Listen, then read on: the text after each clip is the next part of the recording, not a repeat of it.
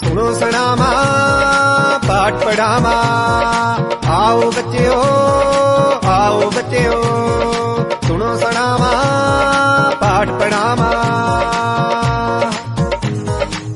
तो सुन के हुंदा पूरा याद सैंस पंजाबी अते हिसाब, ओ लगे अंग्रेजी भी प्यारी हिंदी समाजिक पढ़ लो सारी। चंगियां गल्लां गीत भी गावा, सुनो सनावा पाठ पढ़ावा, सुनो सनावा पाठ पढ़ावा। दुआबा रेडियो।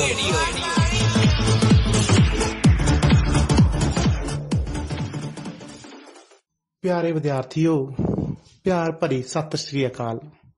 दुआबा रेडियो ਵੱਲੋਂ ਤੁਹਾਨੂੰ कोरोना ਦੇ ਸਮੇਂ ਦੇ ਦੌਰਾਨ ਸਿੱਖਿਆ ਨਾਲ ਜੋੜੇ ਰੱਖਣ ਲਈ ਕੀਤੇ ਜਾ ਰਹੇ ਉਪਰਾਲਿਆਂ ਵਿੱਚ ਮੈਂ ਲੈਫਟੀਨੈਂਟ ਮਨਬੀਰ ਸਿੰਘ, ਪੰਜਾਬੀ ਮਾਸਟਰ, ਸਰਕਾਰੀ ਸੀਨੀਅਰ ਸੈਕੰਡਰੀ ਸਕੂਲ ਭਿੱਖੀਵਿੰਡ, ਜ਼ਿਲ੍ਹਾ ਤਰਨਤਾਰਨ, ਅੱਜ 12ਵੀਂ ਜਮਾਤ ਦੀਆਂ ਕਹਾਣੀਆਂ ਲੈ ਕੇ ਫਿਰ ਆਇਆ ਹਾਂ।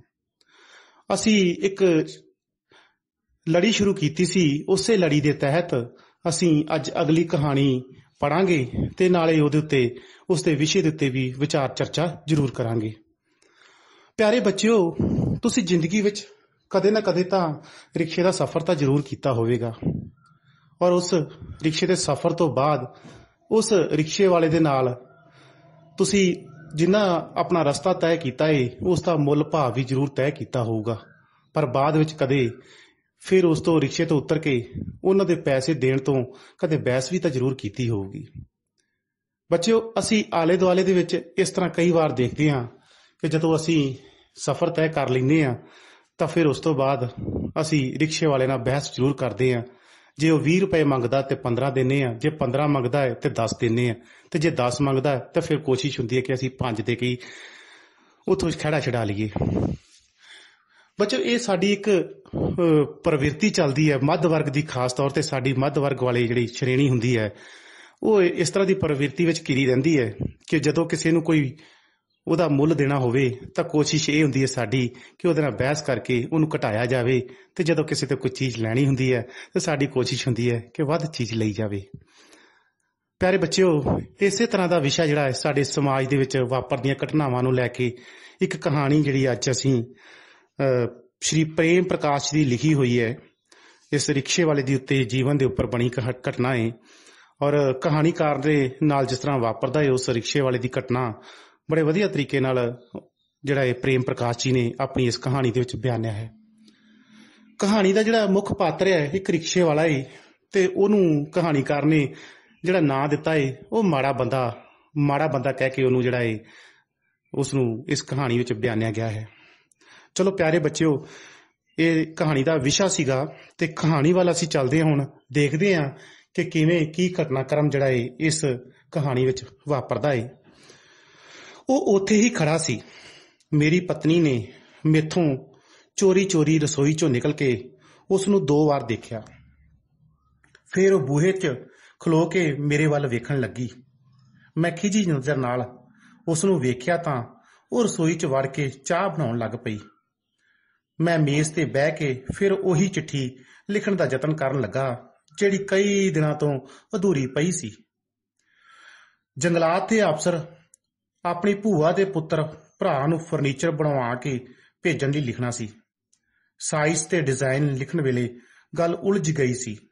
ਜਰਾ ਕੋ ਸੁਲਝਣ ਲੱਗੀ ਤਾਂ ਪਤਨੀ ਨੇ ਆ ਕੇ ਹੌਲੀ ਦੇਣੀ ਕਿਹਾ, ਹੈਂ ਜੀ, ਉਹ ਉੱਥੇ ਹੀ ਖਲੋਤੇ। ਪਤਨੀ ਹਾਲੇ ਵੀ ਬੇਚੈਨ ਸੀ। ਮੈਂ ਚਾਹੁੰਦਾ ਸੀ ਭਈ ਉਹਦਾ ਧਿਆਨ ਹੀ ਨਾ ਕਰੇ, ਪਰ ਮੈਥੋਂ ਆਪ ਚਿੱਠੀ ਲਿਖੀ ਨਹੀਂ ਸੀ ਜਾ ਰਹੀ।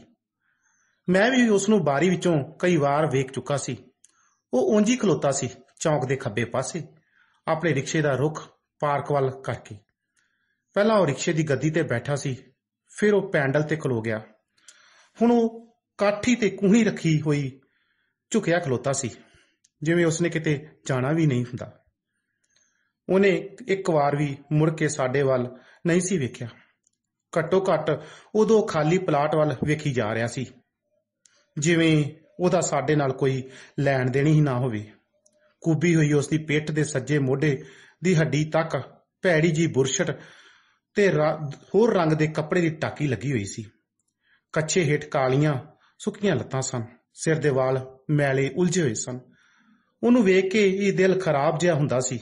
ਜੇ ਉਹਦੀ ਫੋਟੋ ਖਿੱਚ ਕੇ ਅਖਬਾਰ 'ਚ ਛਾਪੀ ਜਾਵੇ ਤਾਂ ਹੇਠਾਂ ਲਿਖ ਦਿੱਤਾ ਜਾਵੇ, ਇਹ ਹੈ ਉਹ ਮੁੰਡਾ ਜਿਹੜਾ ਆਪਣੇ ਮਾਲਕ, ਉਸਦੀ ਪਤਨੀ ਤੇ ਇਕਲੌਤੇ ਪੁੱਤਰ ਨੂੰ ਕਤਲ ਕਰਕੇ ਉਸਦੇ ਸਾਰੇ ਗਹਿਣੇ ਲੈ ਕੇ ਭੱਜ ਗਿਆ ਸੀ, ਤਾਂ ਲੋਕ ਸੱਚ ਮੰਨ ਲੈਣਗੇ।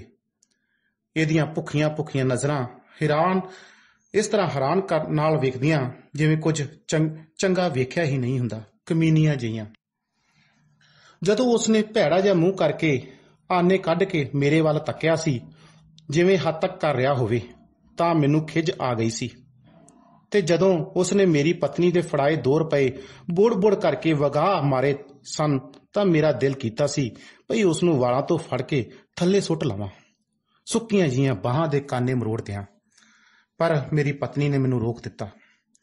ਕੁਝ ਮੈਂ ਆਪ ਵੀ ਚੁੱਪ ਕਰ ਗਿਆ ਸੀ। ਇਸ ਕਮੀਨੇ ਜਿਹੇ ਬੰਦੇ ਨੂੰ ਕੀ ਹੱਥ ਲਾਉਣਾ ਏ, ਛਿੱਟੇ ਹੀ ਪੈਣਗੇ। ਉਹ ਨਿੱਕੀ ਜਿਹੀ ਗਾਲ ਕੱਢ ਦੇਵੇ, ਹੱਥ ਚੁੱਕ ਲਵੇ, ਸ਼ਰੀਫ ਆਦਮੀ ਮਿੱਟੀ 'ਚ ਹੋ ਜਾਂਦਾ ਏ। ਫੇਰ ਭਾਵੇਂ ਉਹ ਆਪਣੇ ਆਪ ਨੂੰ ਹੀ ਗਾਲਾਂ ਕੱਢ ਲਵੇ, ਲੋਕ ਸਮਝਦੇ ਨੇ ਦੂਜੇ ਨੂੰ ਹੀ ਕੱਢ ਰਿਹਾ ਹੈ। ਉਂਝ ਵੀ ਮੈਂ ਨਹੀਂ ਸੀ ਚਾਹੁੰਦਾ ਭਈ ਮਾੜੇ ਬੰਦੇ ਨਾਲ ਲੜਿਆ ਜਾਵੇ, ਪਰ ਇਹ ਬੇਇਨਸਾਫੀ ਵੀ ਨਹੀਂ ਸੀ ਸਹਿ ਹੁੰਦੀ। ਸਬਜ਼ੀ ਮੰਡੀ ਤੋਂ ਇੱਥੋਂ ਤੱਕ ਦੇ 2 ਰੁਪਏ ਦੇਣੇ ਤੈਅ ਕੀਤੇ ਸਨ ਮੇਰੀ ਪਤਨੀ ਨੇ। ਫਿਰ ਝਗੜਾ ਕਾਹਦਾ? ਇਹ ਕਮੀਨਾ ਤਰੀਕਾ ਏ ਇਸ ਦਾ ਮੰਗਣ ਦਾ ਜਾਂ ਠੱਗਣ ਦਾ। ਪਹਿਲਾਂ ਕਹਿਣਗੇ ਜੋ ਮਰਜ਼ੀ ਦੇ ਦਿਓ, ਪਰ ਲੈਣ ਵੇਲੇ ਆਪਣੀ ਮਰਜ਼ੀ ਦੇ ਲੈਣਗੇ।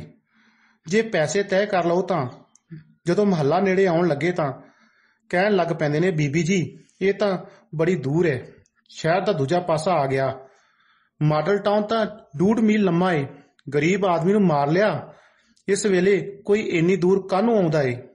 ਅਜੇ ਤਾਂ ਦੁਪਹਿਰ ਦੇ 2 ਹੀ ਵਜੇ ਸਨ। ਇਹਦਾ ਖਿਆਲ ਸੀ ਭਈ ਘਰ ਕੋਈ ਮਰਦ ਨਹੀਂ ਹੋਵੇਗਾ, ਜਨਾਨੀ ਨੂੰ ਠੱਗ ਲਵੇਗਾ। ਰਿਕਸ਼ਾ ਰੋਕ ਕੇ ਕਹਿੰਦਾ, ਇਹ ਤਾਂ ਬੀਬੀ ਜੀ ਸ਼ਕਤੀ ਨਗਰ ਆ ਗਿਆ, ਸੜਕ ਟੁੱਟੀ ਪਈ ਹੈ, 3 ਰੁਪਏ ਦੇ ਦਿਓ। ਆਵਾਜ਼ ਸੁਣ ਕੇ ਮੈਂ ਬਾਹਰ ਨਿਕਲ ਆਇਆ। ਉਹਨੇ ਮੇਰੇ ਸਾਹਮਣੇ ਮੇਰੀ ਪਤਨੀ ਤੇ ਫੜਾਏ 2 ਰੁਪਏ ਵਗਾਹ ਸੁੱਟੇ। ਜਦੋਂ ਮੈਂ ਉਸ ਕਮੀਨਾ ਕਹਿ ਕੇ ਮਾਰਨ ਲੱਗਾ ਤਾਂ ਗਰੀਬ ਹਾਂ ਨਾ, ਮਾੜਾ ਬੰਦਾ ਹਾਂ ਨਾ, ਆਖਦਾ ਭੈੜੀਆਂ ਜਿਹੀਆਂ ਨਜ਼ਰਾਂ ਨਾਲ ਵੇਖਦਾ ਰਿਕਸ਼ਾ ਲੈ ਕੇ ਤੁਰ ਗਿਆ। ਮੈਨੂੰ ਪਤਾ ਸੀ ਬਈ ਇਹ 1 ਰੁਪਇਆ ਵੱਧ ਮੰਗ ਕੇ 50 ਪੈਸੇ ਵੱਧ ਲੈਣੇ ਚਾਹੁੰਦਾ ਹੈ, ਪਰ ਇਹ ਕੋਈ ਤਰੀਕਾ ਨਹੀਂ ਸੀ। ਉਹ ਮਿੰਨਤਾਂ ਨਾਲ ਤਾਂ ਨਾ ਸਹੀ, ਨਿਮਰਤਾ ਨਾਲ ਕਹਿੰਦਾ, ਬਈ ਮੈਂ ਸਮਝਦਾ ਸੀ ਕੋਠੀ ਨੇੜੇ ਹੋਵੇਗੀ, ਪਰ ਬੀਬੀ ਜੀ ਇਹ ਤਾਂ ਦੂਰ ਨਿਕਲੀ, ਮੈਨੂੰ 50 ਪੈਸੇ ਹੋਰ ਦੇ ਦਿਓ। ਉਹਨੂੰ ਉਸੇ ਵੇਲੇ ਮਿਲ ਜਾਣੇ ਸਨ। ਭਗਤਣੀ ਮੇਰੀ ਪਤਨੀ ਤਾਂ ਤੁਰੇ ਜਾਂਦੇ ਗਰੀਬ ਗੁਰਬੇ ਨੂੰ ਰੋਟੀ ਚਾਹ ਦੇ ਦਿੰਦੀ ਹੈ। ਇਹਨੇ ਤਾਂ ਫੇਰ ਵੀ ਉਸ ਨੂੰ ਢੋ ਕੇ ਲਿਆਂਦਾ ਸੀ, ਪਰ ਪਵਾੜਾ ਪੈ ਗਿਆ ਸੀ ਇਹਦੇ ਰੁਪਈਏ ਸੁੱਟਣ ਤੇ ਮੇਰੇ ਗਰਮ ਹੋਣ ਤੇ। ਮੇਰੀ ਪਤਨੀ ਚਾਹ ਦਾ ਆਪਣਾ ਕੱਪ ਵੀ ਮੇਰੇ ਕੋਲ ਲੈ ਆਈ ਤਾਂ ਚੀਨੀ ਲੈਣ ਦੇ ਬਹਾਨੇ ਇੱਕ ਵਾਰ ਫੇਰ ਉਸ ਨੂੰ ਵੇਖ ਆਈ।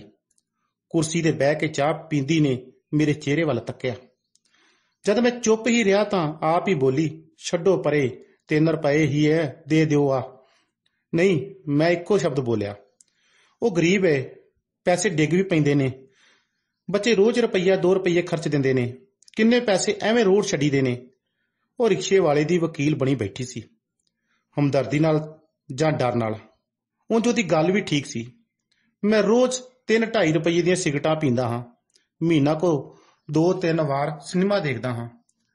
ਡੈਡੀ ਰਿਕਸ਼ੇ ਵਾਲਾ ਉੱਥੇ ਖਲੋਤਾ ਏ। ਇੱਕ ਬੰਦੇ ਨੇ ਪੁੱਛਿਆ, ਚੱਲਣਾ ਹੀ ਕੰਪਨੀ ਬਾਗ? ਕਹਿੰਦਾ ਨਹੀਂ। ਮੇਰੇ ਵੱਡੇ ਪੁੱਤਰ ਨੇ ਆ ਕੇ ਦੱਸਿਆ, ਬੇਵਕੂਫ, ਜਾਹਲ, ਤਦੇ ਸਾਲੇ ਗਰੀਬ ਨੇ, ਨਜਾਇਜ਼ ਤਰੀਕੇ ਨਾਲ 1 ਰੁਪਈਆ ਕਮਾਉਣ ਬਦਲੇ 2 ਰੁਪਈਏ ਦੀ ਸਵਾਰੀ ਗਵਾ ਦਿੱਤੀ, ਪੂਰਾ 1 ਘੰਟਾ ਬਰਬਾਦ ਕਰ ਦਿੱਤਾ। 5 ਰੁਪਏ ਕਮਾਏ ਜਾ ਸਕਦੇ ਸੀ ਇਸ ਸਮੇਂ 'ਚ। ਬੁੜਬੜਾ ਕੇ ਮੈਂ ਇੰਜ ਕਿਹਾ ਪਈ ਮੁੰਡੇ ਨੇ ਸੁਣੇ ਤੇ ਚਿੱਠੀ ਅਧੂਰੀ ਹੀ ਪਰੇ ਕਰ ਦਿੱਤੀ। ਮੈਂ ਨਹੀਂ ਸੀ ਚਾਹੁੰਦਾ ਪਈ ਮੁੰਡੇ ਨੂੰ ਮੇਰੇ ਚਿਹਰੇ ਤੋਂ ਇਸ ਚਿੰਤਾ ਦਾ ਪਤਾ ਲੱਗੇ ਜਿਹੜੀ ਰਿਕਸ਼ੇ ਵਾਲੇ ਦੇ ਖਲੋਣ ਨਾਲ ਮੈਨੂੰ ਹੋ ਰਹੀ ਸੀ। ਮੈਂ ਪਤਨੀ ਨੂੰ ਵੀ ਐਵੇਂ ਜ਼ਾਹਰ ਕਰ ਰਿਹਾ ਸੀ, ਸਮਝਾ ਵੀ ਰਿਹਾ ਸੀ ਭਈ ਉਹ ਉਧਰ ਧਿਆਨ ਹੀ ਨਾ ਦੇਵੇ, ਸਾਲਾ ਆਪੇ ਥੱਕ ਹਾਰ ਕੇ ਚਲਿਆ ਜਾਵੇਗਾ। ਪਤਨੀ ਕੱਪ ਚੱਕ ਕੇ ਰਸੋਈ ਚਲੇ ਗਈ। ਮੈਂ ਉੱਠ ਕੇ ਬਾਰੀ ਵਿੱਚੋਂ ਝਾਤ ਮਾਰੀ। ਕੋਈ ਹੋਰ ਰਿਕਸ਼ੇ ਵਾਲਾ ਉਹਦੇ ਕੋਲ ਖਲੋਤਾ ਸੀ। ਉਹ ਦੂਜਾ ਰਿਕਸ਼ੇ ਵਾਲਾ ਕੋਈ ਗੱਲ ਕਰਕੇ ਕਾਹਲ ਨਾਲ ਅੱਡੇ ਵੱਲ ਚਲਾ ਗਿਆ। ਮੈਨੂੰ ਲੱਗਾ ਉਹ ਆਪਣੇ ਸਾਥੀਆਂ ਨੂੰ ਬੁਲਾਉਣ ਲਈ ਗਿਆ ਹੈ। ਇਹਨਾਂ ਵਿੱਚ ਏਕਤਾ ਬੜੀ ਹੁੰਦੀ ਹੈ। ਝਗੜਾ ਹੋਣ ਤੇ ਸਾਰੇ ਚਿੰਬੜ ਜਾਂਦੇ ਨੇ, ਪਰ ਦੂਜੇ ਮੁਸਾਫਰ ਵੇਖ ਕੇ ਵੀ ਲੰਘ ਜਾਂਦੇ ਨੇ। ਬੁਲਾ ਲਿਆਵੇ ਪਈ, ਮੈਂ ਕੋਈ ਡਰਦਾ ਸੋਚ ਕੇ ਮੈਂ ਕੁਰਸੀ ਤੇ ਬਹਿ ਗਿਆ। ਪਤਨੀ ਮੁੜ ਕੇ ਆ ਕੇ ਬੂਹੇ 'ਚ ਖਲੋ ਗਈ। ਹੌਲੀ ਦਣੀ ਕਹਿੰਦੀ, ਰਿਕਸ਼ੇ ਵਾਲੇ ਨੂੰ ਚੰਗਾ ਹੁੰਦਾ ਇੱਕ ਕੱਪ ਚਾਹ ਪਿਆ ਦਿੰਦੀ, ਹੁਣ ਡੋਲਣੀ ਪੈਣੀ ਹੈ। ਉਹ ਸਮਝੌਤੇ ਦਾ ਰਾਹ ਲੱਭ ਰਹੀ ਸੀ। ਲੱਗਦਾ ਸੀ ਉਹ ਹਾਰ ਗਈ ਹੈ। ਜੇ ਉਹ ਰਿਕਸ਼ੇ ਵਾਲਾ ਮੁੜ ਕੇ ਆ ਜਾਵੇ ਤੇ ਮੈਂ ਇੱਥੋਂ ਚਲਾ ਜਾਵਾਂ ਤਾਂ ਇਹ ਉਹਨੂੰ ਚੁੱਪ ਕਰਕੇ 3 ਰੁਪਏ ਵੀ ਦੇ ਦੇਵੇਗੀ। ਕਿਉਂ ਜੀ? ਉਹ ਕਹਿਣ ਲੱਗੀ, ਜੇ ਰਾਤ ਹੋਵੇ, ਮੀਂਹ ਵਸਦਾ ਹੋਵੇ ਤਾਂ 3 ਹੀ ਰੁਪਏ ਤਾਂ ਲੈਂਦੇ ਨੇ ਰਿਕਸ਼ੇ ਵਾਲੇ। ਹੁਣ ਮੀਂਹ ਵਸਦਾ ਏ। ਮੇਰੇ ਮੂੰਹ ਇਹ ਗੱਲ ਸਖਤੀ ਨਾਲ ਨਿਕਲ ਗਈ। ਇਸ ਦਾ ਅਹਿਸਾਸ ਮੈਨੂੰ ਵੀ ਸ਼ਿੱਦਤ ਨਾਲ ਹੋਇਆ। ਉਹ ਉੱਠ ਕੇ ਦੂਸਰੇ ਕਮਰੇ ਵਿੱਚ ਚਲੀ ਗਈ। ਮੈਂ ਚਿੱਠੀ ਦੇ 2-3 ਸਤਰਾਂ ਝਰੀਟੀਆਂ ਤੇ ਪੂਰੀ ਕਰ ਦਿੱਤੀ। ਪੂਰੀ ਕੀ ਕਰ ਦਿੱਤੀ, ਥੱਕ ਹਾਰ ਕੇ ਲਿਖ ਦਿੱਤਾ। ਹੋਰ ਗੱਲਾਂ ਮੈਂ ਅਗਲੇ ਚਿੱਠੀ ਵਿੱਚ ਲਿਖਾਂਗਾ। ਡਿਜ਼ਾਈਨ ਜਿਹੜਾ ਤੁਹਾਨੂੰ ਚੰਗਾ ਲੱਗੇ ਤੇ ਲੱਕੜੀ ਬਾਰੇ ਮਿਸਤਰੀ ਨੇ ਜਿਹੜੀ ਗੱਲ ਮੈਨੂੰ ਦੱਸੀ ਸੀ ਉਹ ਭੁੱਲ ਗਈ। ਵਿਚਕਾਰ ਹਰਾਮਜ਼ਾਦਾ ਉਹ ਆ ਗਿਆ ਸੀ ਜਿਹੜਾ ਚੌਂਕ 'ਚ ਖਲੋਤਾ ਸੀ।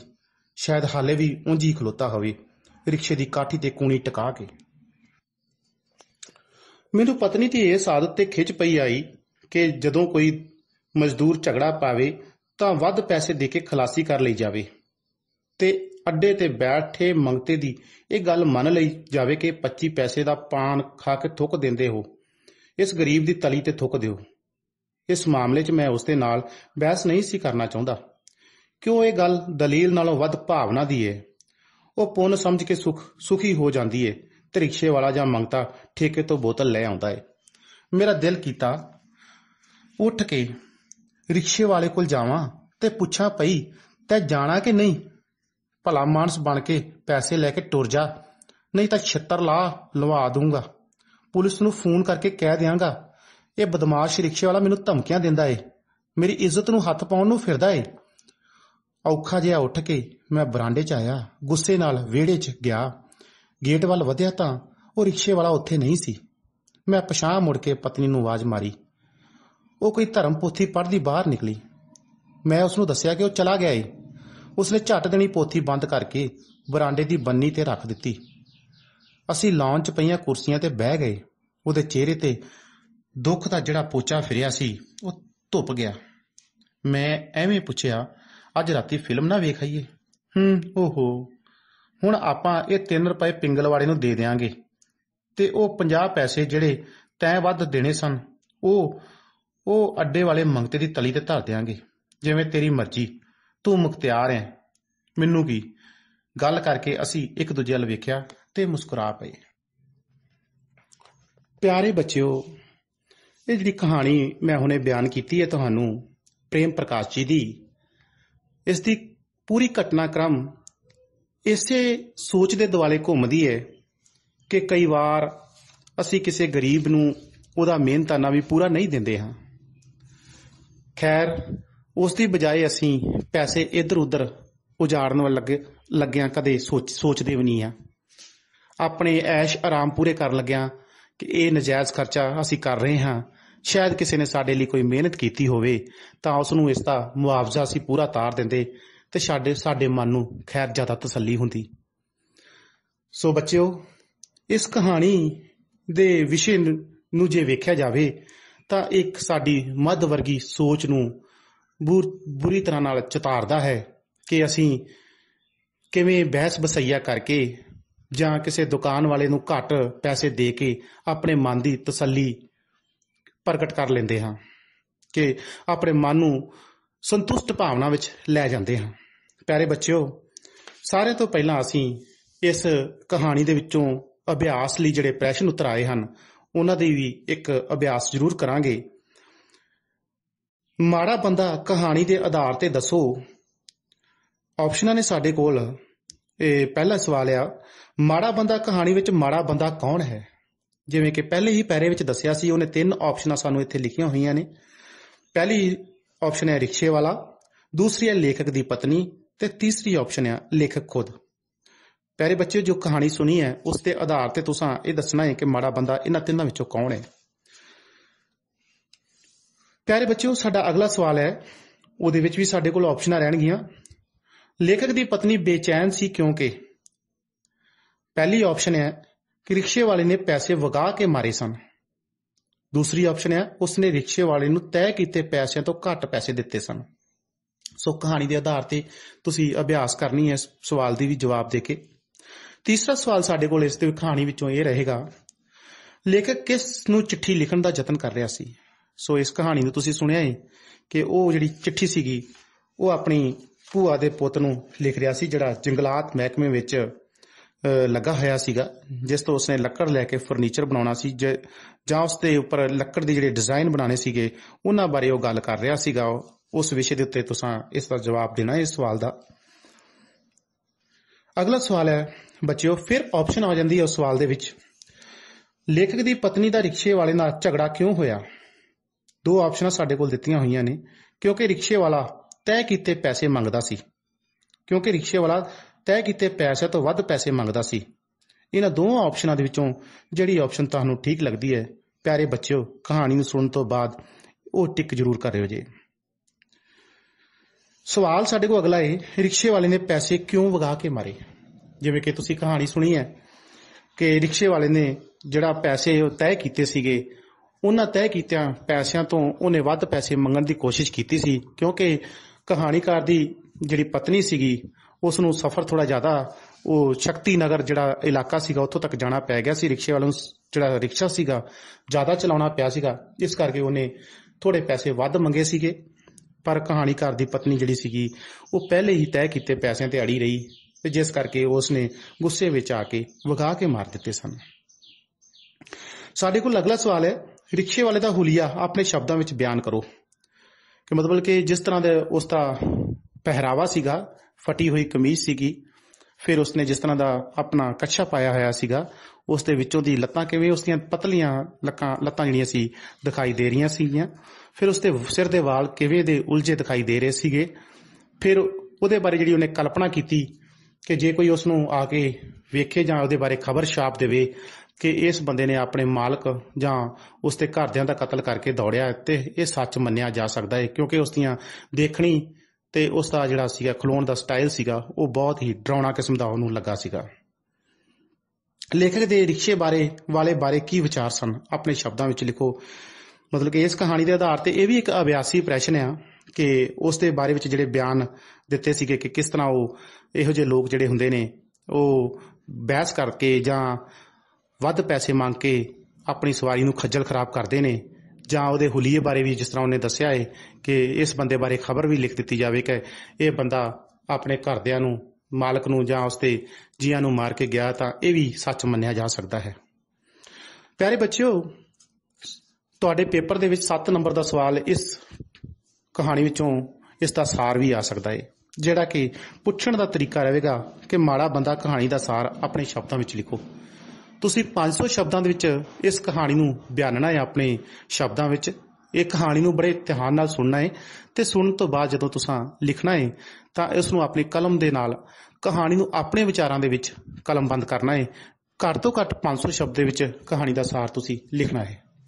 ਸੋ ਪਿਆਰੇ ਬੱਚਿਓ, ਇਹ ਸੀ ਸਾਡੀ ਅੱਜ ਦੀ ਕਹਾਣੀ, ਔਰ ਬੜਾ ਹੀ ਵਧੀਆ ਵਿਸ਼ਾ ਸੀਗਾ। ਸਾਡੇ ਸਮਾਜ ਦੇ ਵਿੱਚ ਆਲੇ ਦੁਆਲੇ ਵਿੱਚ ਵਾਪਰਨ ਵਾਲੀ ਇਹ ਇੱਕ ਘਟਨਾ ਸੀਗੀ ਕਿ ਆਮ ਹੀ ਇਹ ਛੋਟੀਆਂ ਘਟਨਾਵਾਂ ਸਾਡੇ ਆਲੇ ਦੁਆਲੇ ਰੇਹੜੀਆਂ ਤੇ, ਦੁਕਾਨਾਂ ਤੇ ਸੌਦਾ ਖਰੀਦਦਿਆਂ, ਸਬਜ਼ੀ ਖਰੀਦਦਿਆਂ, ਫਲ ਖਰੀਦਦਿਆਂ ਜਾਂ ਰਿਕਸ਼ੇ ਤੇ ਸਫ਼ਰ ਕਰਦਿਆਂ ਅਕਸਰ ਹੀ ਵਾਪਰ ਜਾਂਦੀਆਂ ਨੇ, ਤੇ ਜਿਨ੍ਹਾਂ ਨੂੰ ਸ੍ਰੀ ਪ੍ਰੇਮ ਪ੍ਰਕਾਸ਼ ਜੀ ਨੇ ਬੜੇ ਵਧੀਆ ਤਰੀਕੇ ਨਾਲ ਬਿਆਨ ਕਰਕੇ ਇੱਕ ਵਿਸ਼ਾ ਬਣਾ ਕੇ ਸਾਡੇ ਸਾਹਮਣੇ ਪੇਸ਼ ਕੀਤਾ ਹੈ। ਸੋ ਪਿਆਰੇ ਬੱਚਿਓ, ਘਰਾਂ ਵਿੱਚ ਰਹੋ, ਸੁਰੱਖਿਅਤ ਰਹੋ ਤੇ ਆਪਣੀ ਪੜ੍ਹਾਈ ਦੇ ਨਾਲ ਜੁੜੇ ਰਹੋ। ਧੰਨਵਾਦ। ਪਿਆਰ ਭਰੀ ਸਤਿ ਸ੍ਰੀ ਅਕਾਲ। ਦੁਆਬਾ ਰੇਡੀਓ।